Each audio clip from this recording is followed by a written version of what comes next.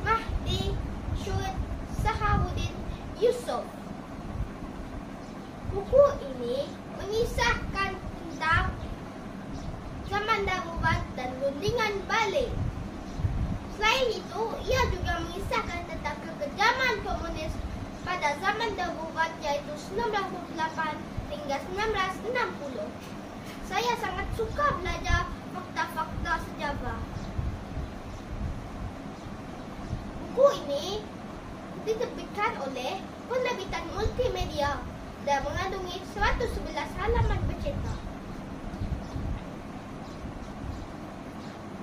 Penulisan ditulis dengan gaya bahasa yang sangat santai dan mudah dipahami. Setelah saya membaca isi di dalam buku itu, apa yang saya dapat simpulkan ialah penulis mahu kita mengingatkan para pejuang-pejuang kita yang telah gugur ketika melawan komunis.